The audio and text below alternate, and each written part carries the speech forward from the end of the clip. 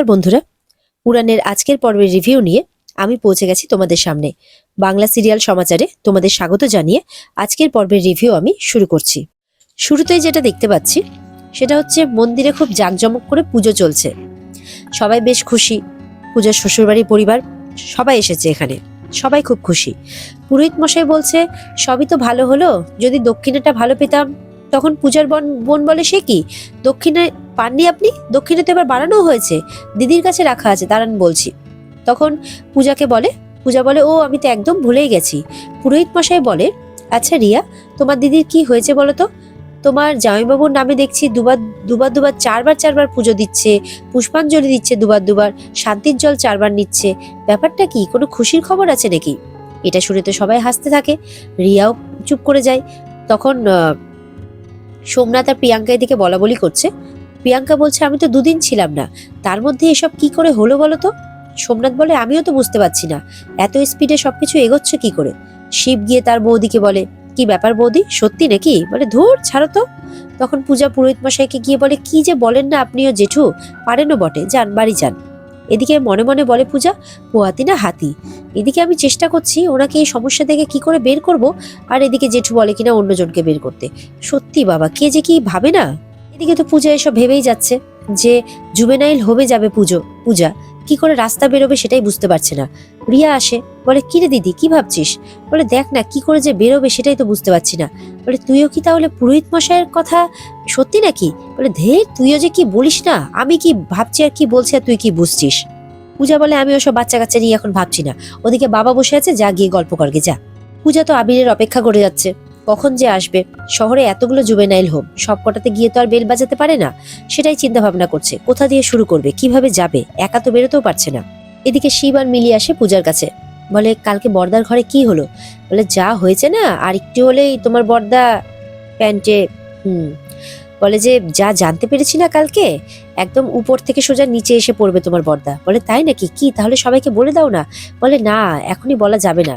তখন জয়ন্তর কাছে যায় পূজা। এদিকে তো সোমনাথ প্রিয়াঙ্কাকে বলছে এবার না পূজা মনে হয় আমাদের বাস দিয়েই ছাড়বে। তখন প্রিয়াঙ্কা বলে সেই বাস দিয়ে না আমরা প্যান্ডেল করে নেব, চিন্তা করো না, আমি আছি না তোমার সঙ্গে, আমি এসে গেছি, এখন কোনো ভয় নেই। সোমনাথ তো খুব ভয় পেয়ে গেছে যে এবার মনে হয় সোমনাথের অবস্থা খারাপ করেই ছাড়বে পূজা।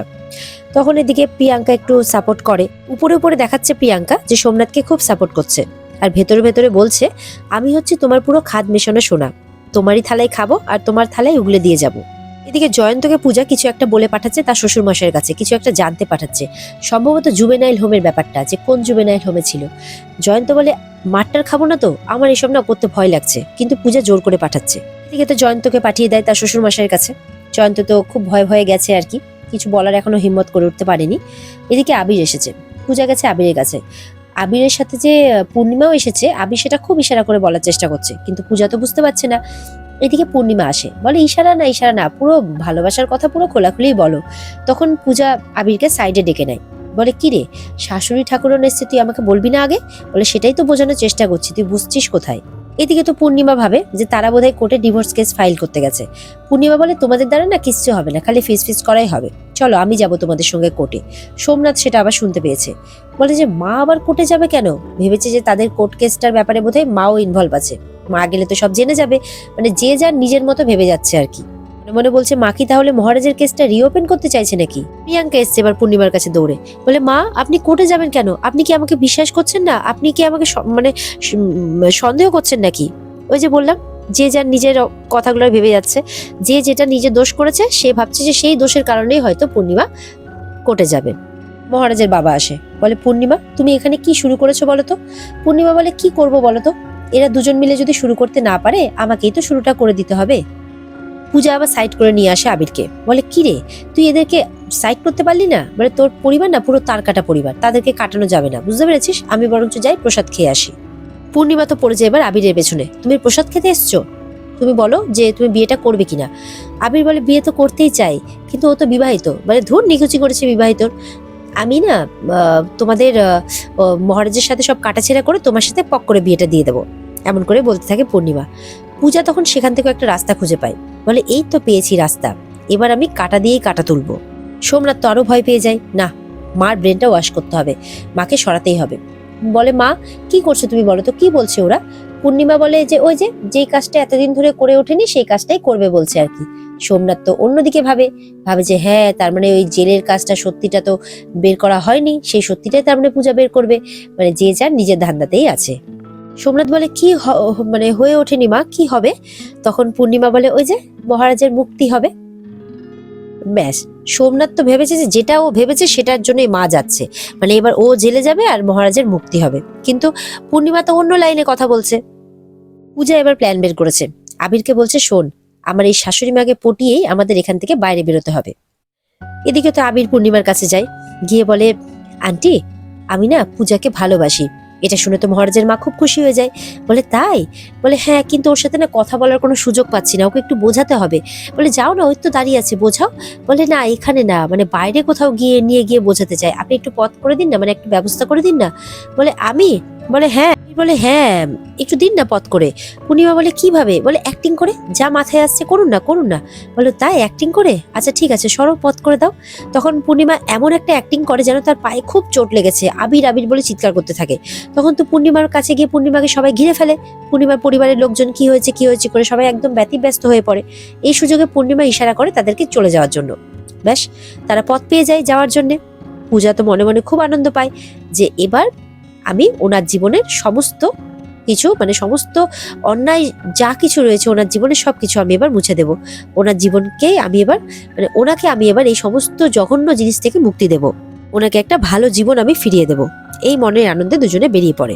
সোমনাথ তো এদিকে দেখে কি ব্যাপার, এরা চলে গেল, কি হচ্ছে? তখন মনে মনে বলে তোমাকে কেউ আর বাঁচতে পারবে না পূজা, তুমি যা করছো এবার তোমাকে সত্যি সত্যি পৃথিবী ছেড়ে যেতে হবে। মানে সোমনাথ এবার তাদেরকে মারার প্ল্যান করতে থাকে। এদিকে তো মহারাজ মনে হচ্ছে ক্লাব ঘরে আছে, শিব এসে সবটাই জানায় তার মায়ের ঘটনা।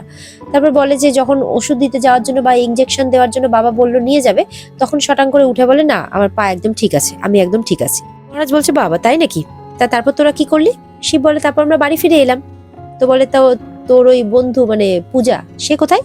তখন শিব এবার এটা নিয়ে মজা করছে তার দাদার সঙ্গে। শিব বলে পজিটিভ, হ্যাঁ পজিটিভ। বলে ফালতু কথা বলিস না, না এলেই ভালো। তখন শিব বলে তাহলে তুই খুশি হবি, বন্ধু আমাদের সাথে ফেরেনি, তারপর থেকে বন্ধুকে আর দেখা যায়নি, হয়তো কোনো কাজে ব্যস্ত হয়ে আছে আর কি। এবার তো মনে মনে মহারাজ মানে ভাবছে আর কি, কি ব্যাপার কোথায় গেল? এই মেয়েকে তো ভরসা করা যাবে না, এই ছুঁচ হয়ে ঢুকে ফাল হয়ে বেরোবে, আটকাতে হবে মহারাজ, না হলে কিন্তু অনেক বড় ক্ষতি হয়ে যাবে। এগুলোই ভাবছে মহারাজ। মহারাজ এদিকে শিবকে বলছে পূজার দিকে নজর রাখতে। শিব তো অবাক হচ্ছে, কেন বলছে এরকম কথা, কিছু কি হয়েছে নাকি? মহারাজ বলে দেখ তোদের বন্ধুকে আমি আর বিশ্বাস করতে পারছি না, আমার জীবনে সত্যি করতে করতে না ওর মাথাটা খারাপ হয়ে গেছে। এরপরে শিব যখন ও দাদার পেছনে আবার লাগে, তখন মহারাজ বলে ও আচ্ছা আচ্ছা খুব বুঝেছিস তুই না, বর বউ প্রেম খুব বুঝেছিস না, দিয়ে ওর কান মলা দিতে থাকে শিবের। মহারাজ তখন বলে যে ছেড়ে দেবো, একটা শর্তে ছাড়বো, বল আমার কাজটা করে দিবি। শিব বলে আচ্ছা আচ্ছা ঠিক আছে বল কি করতে হবে বল। শিবকে তো পূজার পেছনে গোয়েন্দা হিসেবে লাগিয়ে দেয় মহারাজ, আর মনে মনে বলে এবার দেখতে থাকো আমি কি করি। এদিকে পূজা আর আবির তো রাস্তা দিয়ে হেঁটে যাচ্ছে, আর দেখা যাচ্ছে সোমনাথ পেছনে হাঁটছে, তাদেরকে ফলো করছে। আবির বলছে তুই এইভাবে তো কোনো ইনফরমেশন পাবি না, ওরা তোকে কোনো ইনফরমেশন দেবে না, তুই কি করবি? তখন পূজা বলে শোন, সোজা আঙুলে ঘি না উঠলে না আঙুলটাকে বেঁকাতে হয়, বুঝতে পেরেছিস? পূজার তো প্রমাণ জোগাড় করার কথা বলছে আর কি। তখন সোমনাথ বলে কি বলছে? প্রমাণ? প্রমাণ জোগাড় করার কথা বলছে? না পূজা, সেটা তো আমি করতে দেবো না। প্রমাণ জোগাড় করে তুমি মহারাজকে নির্দোষ আর আমাকে দোষী সাব্যস্ত করবে, আমাকে জেলের ঘানি টানাবে, না, তার আগে আমি তোমার ব্যবস্থা করে দেবো। পূজা তো এদিকে মনে মনে বলতে যাচ্ছে আমি তোমার বিরুদ্ধে সমস্ত প্রমাণ জোগাড় করব সোমনাথ মুখার্জি, জোগাড় করে আমি তোমার মুখোশটা সবার সামনে টেনে খুলে দেবো। এদিকে তো আবির আর পূজা মহারাজের কাছে এসেছে, শিব আছে সেখানে, শিবকে ডাকে। শিব যাওয়ার আগে মহারাজ দাঁড় করিয়ে দেয়, বলে যা বলেছি মনে আছে তো? শিব বলে হ্যাঁ হ্যাঁ। বলে পাই টু পায়ের খবর দিবি কিন্তু, মহারাজ বলে।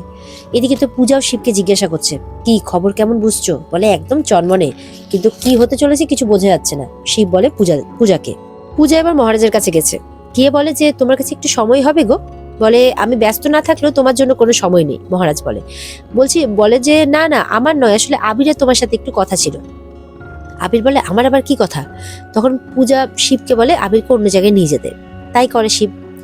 পূজা জিজ্ঞাসা করে মানে আবির আসলে একটা ক্লায়েন্ট পেয়েছে তো তো ওই জুভেনাইল হোম সংক্রান্ত, তাই জিজ্ঞাসা করছে শহরের কোথায় কোন জুভেনাইল হোম আছে আর কি। তখন মহারাজ বলে আবির ক্লায়েন্ট পেয়েছে? বলে হ্যাঁ। আর বলে যে তুমি আমাকে মুরগি পেয়েছো তাই তো, তুমি এইভাবে আমাকে ঘুরিয়ে পেঁচিয়ে প্রশ্ন করবে আর আমি তোমার প্রশ্নের উত্তর দিয়ে দেবো, হ্যাঁ? পূজা বলে সে তুমি যাই বলো না কেন, সত্যিটা আমি বের করেই ছাড়বো।